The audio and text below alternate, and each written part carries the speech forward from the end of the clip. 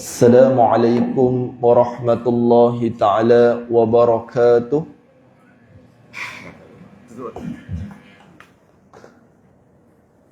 Tuan-tuan yang dirahmati Allah sekalian, InsyaAllah sebelum kita mulakan majlis, marilah sama-sama kita hadiahkan bacaan Al-Fatihah kepada junjungan besar Nabi Muhammad sallallahu alaihi wasallam serta seluruh ahli keluarga baginda, para sahabat baginda, para masyaikh serta seluruh muslimin muslimat, mukminin mukminat. Al-Fatihah. A'udzu billahi minasyaitonir rajim. Bismillahirrahmanirrahim. Alhamdulillahi rabbil alamin. Ar-Rahmanir Rahim. Maliki yaumiddin. Iyyaka na'budu wa iyyaka nasta'in. اهدنا الصراط المستقيم صراط الذين أنعمت عليهم غير المغضوب عليهم ولا الضالين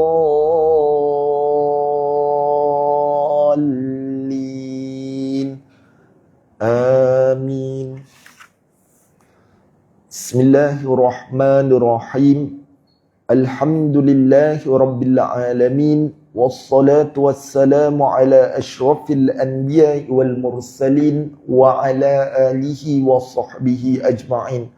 رب اشرح لي صدري ويسر لي أمري واحلل عقدة من لساني يفقه قولي. نوينا التعلم والتعليم وتذكر وتذكيرا والنفع والانتفاع والإفادة والاستفادة والحث على التمسك بكتاب الله وسنة رسول الله صلى الله عليه وسلم والدعاء إلى الهدى والدلالة على الخير ابتغاء وجه الله ومرضاته وقربه وثوابه. أما بعد. Apa khabar semua? Baik, Alhamdulillah. Alhamdulillah, syukur kita kepada Allah Azza wa Jalla kerana pada pagi ini Allah memberi ruang dan peluang kepada kita semua untuk solat subuh secara berjemaah dan seterusnya untuk berhimpun beramai-ramai bagi meneruskan lagi kuliah subuh kita pada pagi ini. InsyaAllah pada pagi ini kita akan menyentuh serba sedikit berkenaan dengan ilmu pengurusan harta. Masih lagi kita berada di bawah bab apa ni? Bab pengenalan hukum faraid, yang mana di bawah tajuk ilmu fatwa. Kita recap sikit, kita ulang kaji sedikit. Sebelum ni kita pernah berkongsi tentang definisi ilmu faraid. Yakni ada dua maknanya. Yang pertama, ilmu ini dipanggil sebagai ilmu mawaris, bererti ilmu pewarisan. Atau ilmu ini juga dipanggil sebagai ilmu tarikah, yakni bererti ilmu berkaitan dengan harta peninggalan si mati. Dan kita sentuh juga sedikit sebelum ni berkenaan ilmu faraid ini mestilah kombinasinya ada tiga ilmu di dalamnya. Yang mana pertama sekali kita belajar tentang ilmu nasab, yakni berkaitan tentang keturunan si mati, yang merangkumi keturunan ke atasnya, keturunan ke bawahnya, sisinya, keturunan sisi kepada bapa si mati dan keturunan kepada sisi datuk si mati. Dan seterusnya kita belajar pula tentang hari ini ilmu fatwa. Ilmu fatwa ini apa tuan-tuan? Kenapa kita nak kena belajar juga ilmu fatwa? Ilmu fatwa ialah ilmu membuat keputusan. Yakni setiap orang yang mempelajari ilmu faraid perlu mempunyai kemahiran membuat keputusan. Keputusan berkaitan dengan apa? Yang pertama, keputusan tentang waris-waris yang berhak mewarisi harta pusaka. kita nak kena kenal pasti siapakah ahli waris yang lebih berhak, yang akan mewarisi, yang akan duduk berbincang, yang akan putuskan segala keputusan berkaitan dengan pentadbiran pusaka. Kedua, hak mewarisi harta pusaka sama ada mewarisi secara fardu atau asabah. Kita nak kena kenal pasti manakah ahli waris yang akan mewarisi secara fardu dan siapakah ahli waris yang akan mewarisi secara asabah. Yang ni saya bagi contoh sikit tuan-tuan. Fardu ni apa? Dia mewarisi secara fardu, yang ni yang 5 yang kita belajar tempoh hari. Yang kita biasa ulang setiap kali kelas kita, siapakah 5 ahli waris yang akan mewarisi harta pusaka kita kalau kita meninggal dunia. Siapa yang pertama? Ayah. Yang kedua, ibu. Yang ketiga, pasangan. Yang keempat, anak lelaki kandung. Dan yang kelima, anak perempuan kandung. Masa bila adik-beradik kita dapat pusaka kita, tak ada ayah dan tak ada anak lelaki kandung. Tak ada 2 golongan ini, barulah dia akan berpindah kepada ahli waris yang lain. Jadi ini kita nak tahu, ini yang wajib dan yang wajib dapat pusaka. Dan ada juga yang mewarisi dengan jalan asabah. Asabah ini apa? Dia mendapat baki. Dia mendapat baki. Yang mana tuan-tuan, kes mendapat baki ni dia ada 3 keadaan. Yang mana dia mendapat baki, kadang-kala dia dapat banyak. Ini orang selalu kata, biasanya yang dapat baki ni banyaknya di kalangan golongan lelaki. Ada kala dia mendapat sedikit, dan ada kala dia tak dapat langsung. Masa bila dia tak dapat langsung tuan-tuan? Okey, saya tunjuk satu contoh. Yang mana yang ni pernah dibincangkan juga sebelum ni saya rasa. Si mati seorang isteri. Dia meninggalkan suami. Dan dia tak ada anak. Bila tak ada anak dan tak ada ahli waris ke atas, kemudian dia ada seorang adik-beradik, adik-beradik perempuan. Dia ada seorang adik-beradik perempuan. Dalam kes ini tuan-tuan, dalam kes ini suami akan mewarisi 1/2, dan adik-beradik perempuan bila dia seorang, dia pun mewarisi 1/2. Dalam kes ini tiada baki. Jadi ada kes yang merujuk kepada kita, dia kata, Ustaz, saya dalam hak faraid saya ada bahagian, tapi bila buat pembahagian dia tak ada bahagian. Kenapa tak ada bahagian? Terutama kadang-kadang yang melibatkan kes au. Kes au ni dia ada satu kes yang lain lah, yang mana hartanya tak cukup. Yang ni kalau berkaitan dengan kes au, dia special sikit. Kes au, kat sini dia ada 2 orang adik-beradik perempuan. Dia ada seorang suami. Okey. Bila seorang suami, dia akan dapat 1/2. Adik-beradik perempuan dia akan dapat 2/3. Kalau dia lebih daripada seorang. Ada satu hari, seorang hamba Allah, dia berjumpa dengan Tok Imam. Dia kata dengan Tok Imam, Tok Imam, arwah meninggalkan RM6,000. Arwah meninggalkan RM6,000. Jadi dia kata, Tok Imam, saya nak berpindah dah ni. Jadi saya tinggalkan duit pada Tok Imam.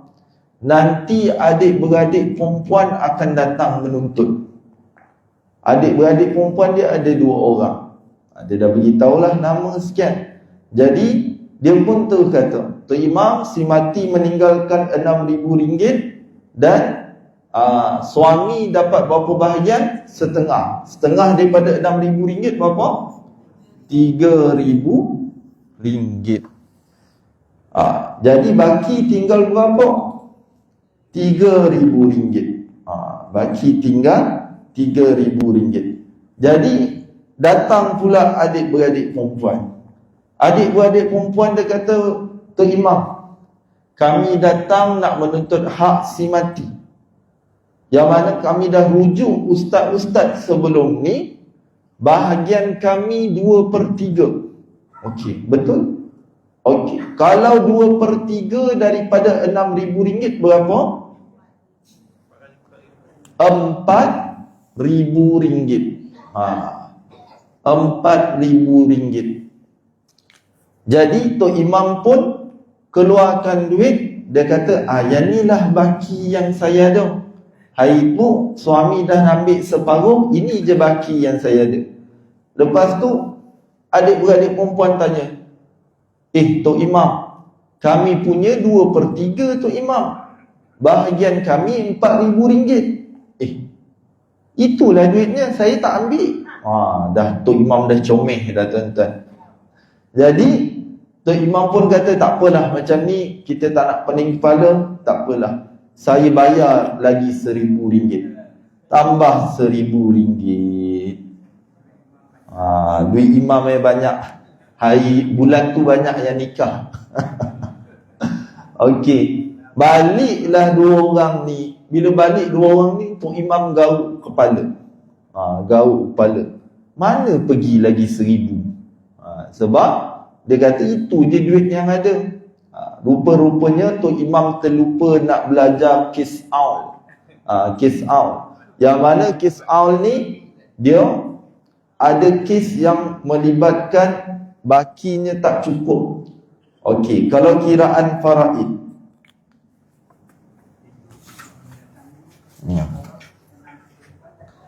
Adik perempuan datang dulu, tinggal RM2,000 je untuk suami. Okey, suami 1/2. Adik-beradik perempuan 2/3. Okey, dalam kes ini, okey, asal masalah 6, 3, 4. Jadi tak cukup. Saya tunjuk kiraan case out. Bila tak cukup, biasanya 3 campur 4 jadi 7. Betul? Bila jadi 7, kita akan naik 7 ke atas, 3 dan 4 kekal. Jadi inilah sebenarnya, sepatutnya suami bukan dapat 3,000. Bila kita kalikan, bahagian suami sebenarnya berapa? Bahagian suami adalah 3/7. Bahagian adik-beradik perempuan 4/7. 4/7 darab dengan 6,000. 3/7 darab dengan 6,000. Tak salah saya kat sini dia dapat lebih kurang dalam 2,500. Baki tu akan dapat dekat adik-beradik. Yang inilah kiraan case out. Ini istimewa ilmu faraid. Dia ada macam-macam situasi yang kita kena pelajari dan kuasai. Sebab kadang-kadang kes ni datang, dia tak menentu. Rambut sama hitam, tapi kes lain-lain. Okey, macam mana dapat 3 dengan 4? Okey, kiraan dia sebenarnya, first kali, ini adalah formula kiraan faraid, yang mana kita akan tentukan dulu kadar faraid yang wajib. Yang wajib 1/2 dengan 2/3. Kemudian kita akan samakan pembawah. Pembawah dia yang ni. Pembawah dia ni, yang ni kita nak samakan pembawah. Bila nak samakan pembawah, 2 dengan 3 ni biasa sifir yang paling hampir adalah 6. Jadi sebab tu 6 adalah asal masalah, kita naikkan ke atas. 2 kali 3, 6. 1 kali 3, 3. Dia darab 3, darab 3. Ni darab 2. 2 kali 3, 6. 2 kali 2, 4. Jadi berlebih tuan-tuan. Sepatutnya 3 campur dengan 4 ni dia mesti sama dengan asal masalah. Tapi kes ni berlebih. Bila berlebih, kes aul ni dia akan terus 3 tambah 4, 7. Jadi disebabkan berlebih, jadi asal masalah dia bertukar daripada 6 menjadi 7. Jadi kita kekalkan sahaja 3 dengan 4. Yang ni formula pengiraan faraid. Okey. Sedikit tuan-tuan untuk makluman tuan-tuan juga. Ada kes di pejabat pusaka kecil hari ni. Sebelum ni kita selalu tertangguh bicara pusaka bila mana ada ahli waris yang tak bagi kerjasama. Dia tak bagi kerjasama, dia tak dijumpai, dia tak nak sign borang DDA. Banyaklah, banyak masalah dia. Jadi kadang-kadang itu menyebabkan berlaku masalah yang menyebabkan kes-kes bicara pusaka banyak tertangguh dan tak capai keputusan. Akhirnya baru-baru ini pejabat pusaka kecil dia membuat pindaan akta, yang mana hari ini tuan-tuan, bila ada kes yang adik-beradik tak datang, adik-beradik tak nak bagi kerjasama dan sebagainya, pejabat pusaka kecil dia akan membuat keputusan mengikut majoriti. Sekiranya majoriti dia nak jual tanah tersebut, jadi hakim akan akan buat keputusan untuk tanah tersebut dijual, dan kemudiannya hak dia akan diserahkan kepada yang tak hadir itulah, berapa kadar bahagian dia. Contoh dalam kes dalam satu kes yang mana bila buat kiraan apa semua, bahagian adik tu ada dalam RM3,000. Ada dalam RM3,000. Contoh saya tunjuk kat depan ni lah. Kita dah ada kira-kira siap-siap ni kan. Ambillah, kalau contohnya tanah yang dijual, ada satu tanah dekat Ampangan bernilai RM7,000. Murah sangat tu Ustaz. Berlari orang beli nanti. 7,000 tu satu kaki tuan-tuan. Tak adalah saya gurau. Ambillah RM700,000. Tanah bandar RM700,000. Contoh suami tak bersetuju. Dia kata dia tak nak jual tanah tersebut, dia tak nak bagi kerjasama. Dia merajuk dengan 2 orang adik-beradik perempuan ni. Tapi adik-beradik perempuan ni bersetuju untuk jual. Jadi hakim akan tengok majoriti. 2 dengan 1, 2 menang. Bila 2 menang, tanah akan dijual dan kita akan buat pembahagian faraid daripada hasil jualan, yang mana 4/7. 4/7.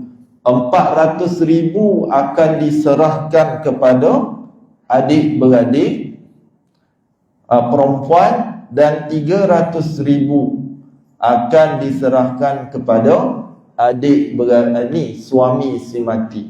Kalau suami tak dijumpai, hilang, merajuk entah ke mana, lari ke negara lain contohnya lah tuan-tuan, jadi duit tersebut akan diserahkan kepada Baitul Mal sebagai pemegang amanah.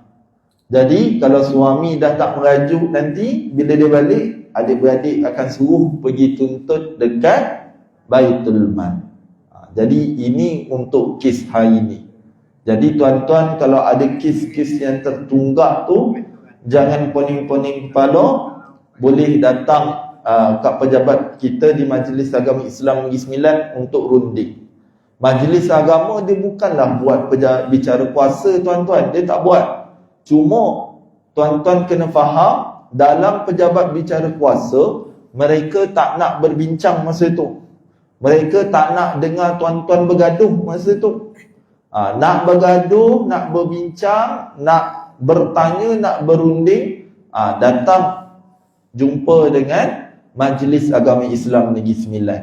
Nanti kita akan bantu untuk kaunseling, bagi khidmat, nasihat dan sebagainya. Dah selesai, dah dapat keputusan, tanah ni nak jual ko, nak bagi adik ko, nak apa ko, dah dapat satu keputusan, barulah pergi pejabat bicara kuasa bagi tahu keputusan tu je. Jangan try ajak berbincang dalam tu.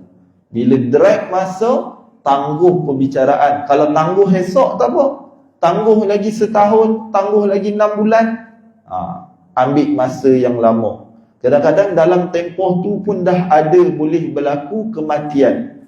Jadi kita tak nak berlaku kematian berlapis. Kalau boleh, uruslah secepat mungkin. Okey. Seterusnya, ilmu fatwa yang ketiga, bahagian yang diwarisi oleh kumpulan waris sekiranya mereka mewarisi secara fardu. Macam saya tunjuk tadilah, kalau sebelah kalau adik-beradik dia sisi hawashi, adik-beradik dia mewarisi secara fardu, berapa bahagian dia. Kalau anak-anak ke bawah, berapa bahagian dia.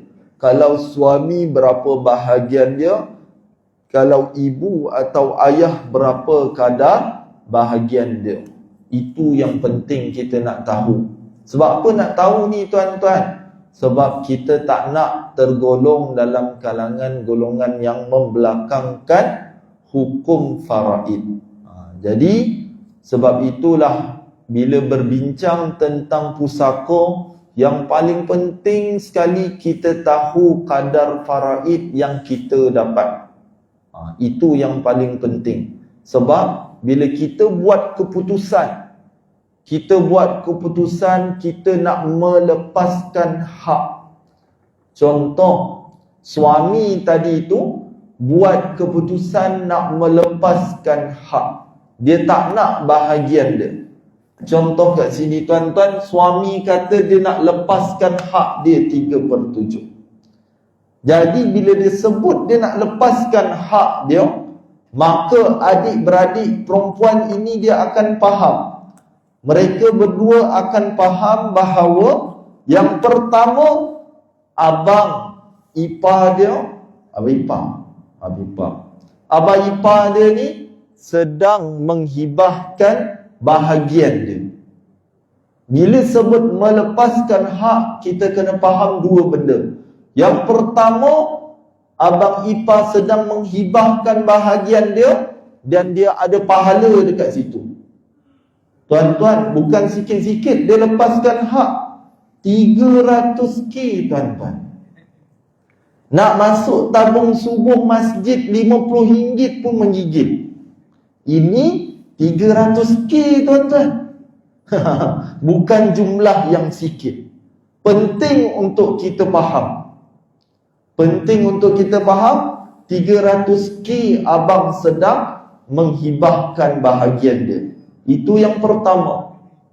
Yang kedua, abang juga akan dapat perolehi pahala silaturrahim. Sebab apa? Dia bersedekah, dia menghibahkan hartanya kepada ahli keluarganya. Yakni bayangkan kalau kita tak tahu pun kadar faraid. Ambillah contoh, kita tak tahu pun kadar faraid ni. Tiba-tiba abang terus kata abang nak lepaskan hak dia. Kita tahu tak apa yang berlaku? Tak tahu.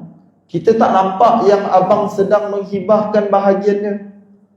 Jadi sebenarnya sebab itulah datangnya ilmu faraid ni, dia nak cerita secara terperinci supaya kita nampak. Supaya kita nampak dan kita tahu.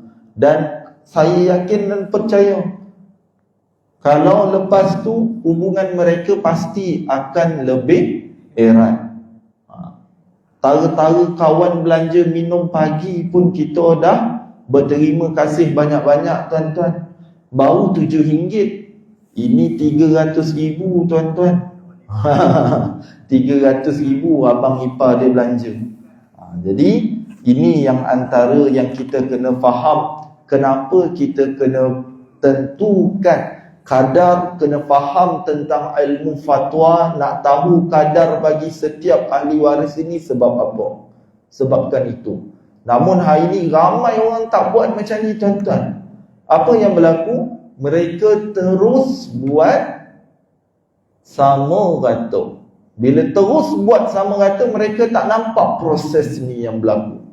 Dan bila tak nampak proses ni yang berlaku, masing-masing main setuju. Sebab bila usia dah lanjut ni tuan-tuan, kita tak nak gaduh-gaduh, betul?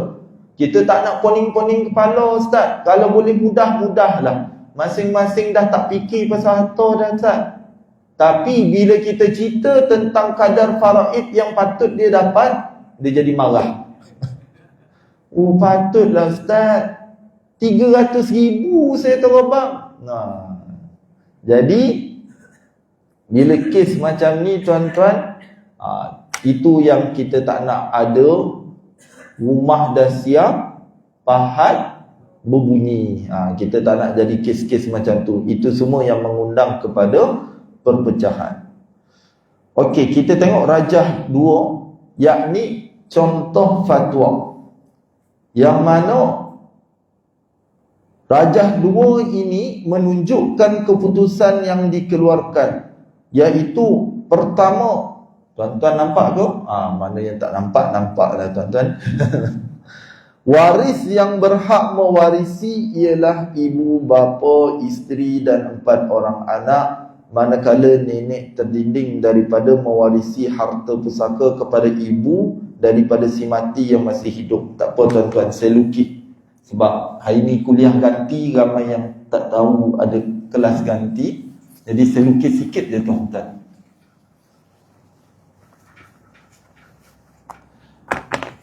Yang mana si mati meninggal dunia, dia meninggalkan ibu. Biasanya ibu kita akan tulis ki. Apa-apa kes pusaka tuan-tuan, kita akan lukis dulu gambar rajahnya. Dan kita akan selesaikan. Kalau apa-apa soalan, kita akan tanya yang belah atas ni dulu. Kalau tuan-tuan tanya kes pusaka dekat saya akan tanya golongan yang atas ni siapa yang masih hidup. Kalau macam kes ni, ayah, ibu, datuk dan nenek. Dan dia meninggalkan seorang isteri. Okey, dan dia ada anak lelaki dan perempuan. 2 anak lelaki, 2 anak perempuan, dan saudara seibu.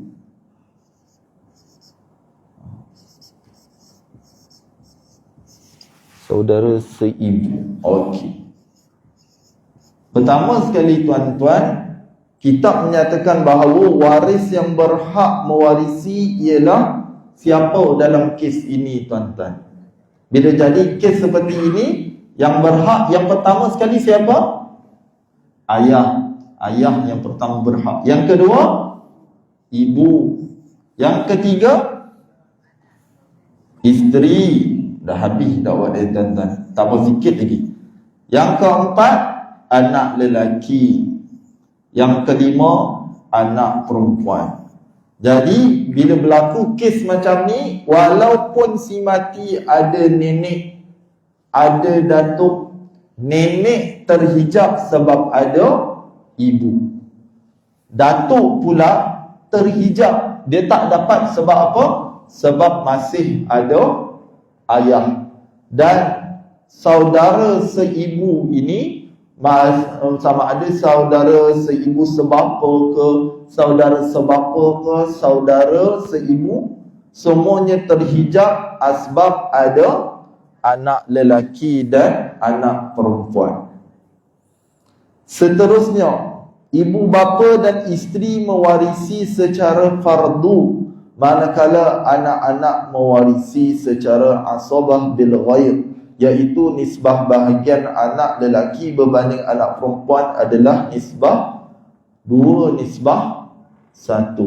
Yang mana pertama sekali, mak ayah ni isteri akan mewarisi secara fardu.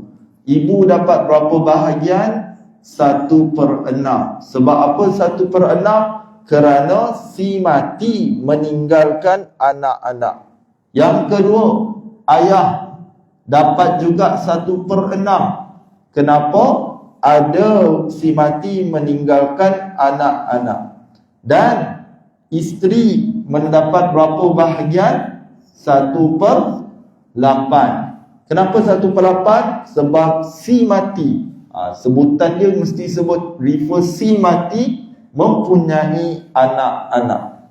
Kalau tak ada anak, 1/4. Okey. Dan anak-anak ini pula dia akan dapat dengan jalan asabah bil ghair. Asabah bil ghair ni bila mana si mati meninggalkan anak lelaki dan anak perempuan, yang mana anak lelaki masing-masing akan menerima kadar bahagian 2 dan anak perempuan akan dapat kadar bahagian dia 1 bahagian. Bahagian waris yang berhak mewarisi secara fardu difatwakan seperti berikut. Seperti yang saya nyatakan di atas lah. Ibu mendapat 1/6 kerana tak ada anak. Bapa mendapat 1/6 kerana si mati meninggalkan anak. Bapa mendapat 1/6 kerana si mati pun ada anak lelaki. Ada anak lelaki, jadi bapa dia takkan menjadi asabah. Dia takkan mendapat baki. Dan isteri mendapat 1/8 bahagian kerana si mati meninggalkan anak. Kalau tak ada anak, 1/4. Jadi inilah antara fungsi ilmu fatwa. Ilmu fatwa, dia nak tentukan berapa kadar setiap ahli waris ini dapat. Siapa waris-waris yang berhak? Pertama sekali dia nak putuskan adalah siapa waris-waris yang berhak. Yang kedua, mengetahui hak mewarisi harta pusaka sama ada secara fardu atau asabah. Dan yang ketiga, dia nak tahu kadar bahagian yang diwarisi oleh waris. Ini antara fungsi ilmu fatwa. Jadi saya rasa itu saja daripada saya. InsyaAllah kalau ada kesempatan lagi, kita akan sambung kepada ilmu matematik. Ilmu matematik tuan-tuan. Kalau kita kahwin dengan kan kadang sekarang kita banyak kahwin mix. Okey. Kalau katalah anak dengan mak juga lain-lain. Apakah juga Anak dengan mak agama lain-lain. Okey, soalan yang baik. Dia kahwin mix. Contoh, Tok Haji dia baru dapat duit pencen. Dia baru dapat duit pencen, dapat duit gratuity 500,000. Jadi dia pun pergilah bercuti, pergi ke Thailand. Pergi ke Thailand, dia jumpa pula orang Patani, tersangkut pula, langsung nikah dekat kat sana. Bila dia nikah, dia tengok rupa-rupanya orang Patani dia je yang Islam. Dia, mak ayah family dia semua belum dapat hidayah lagi. Contoh. Jadi dalam kes ini, mak ayah si mati tidak akan mewarisi bahagian si mati sekiranya si mati itu beragama Islam dan mak ayah bukan beragama Islam. Sama juga kalau mak ayah si mati ini meninggal dunia, anak yang memeluk agama Islam tidak akan mewarisi kadar bahagian orang mak ayah mereka yang tidak beragama Islam. Maknanya di sini apa? Kita tidak akan mewarisi bahagian yang bukan Islam. Yang bukan Islam juga takkan mewarisi bahagian yang Islam. Ini ada hadisnya. Ada hadisnya. Jadi, contoh, rumah tersebut rumah si mati. Si mati ni memeluk agama Islam. Jadi macam mana? Contoh, rumah tersebut rumah dia beragama Islam, mak ayah dia satu family duduk dengan dia, tapi mak ayah dia semua tak beragama Islam. Jadi apa solusi yang ada di dalam Islam untuk mereka yang bukan beragama Islam? Ada family macam ni. Jadi untuk golongan mu'allaf macam ni, jangan takut. Mereka biasa takut, dia kata habislah nanti semua dapat dekat Baitul Mal. Kalau kita tak urus harta masa hidup. Kalau kita urus harta masa hidup, kita boleh wasiatkan rumah tersebut kepada mak ayah yang bukan beragama Islam. Ataupun kalau boleh hibah, kita hibahkan bahagian kita, rumah kita tersebut kepada mak ayah yang bukan beragama Islam. Boleh, tak ada masalah dalam Islam membenarkan. Cuma kalau wasiat hanya 1/3. Kalau hibah, kita boleh hibah 1/1. Boleh hibah semua kepada mereka yang bukan beragama Islam. Tak ada masalah. Jadi Islam itu indah. Dia dah ada macam-macam kaedah. Macam-macam kaedah nak menyelesaikan segala masalah. Cuma kita kena cari. Boleh tuan-tuan? Boleh puan? Okey, Alhamdulillah, terbaik. Jadi saya rasa itu saja daripada saya. Kalau ada soalan lanjut nanti boleh hubungi saya insya-Allah. Jadi yang baik itu datang daripada Allah Azza wa Jalla. Segala kelemahan dan kekurangan saya mohon ampun dan maaf. Jadi kita tangguhkan kuliah kita pada pagi ini dengan tasbih kifarah wa suratul asr.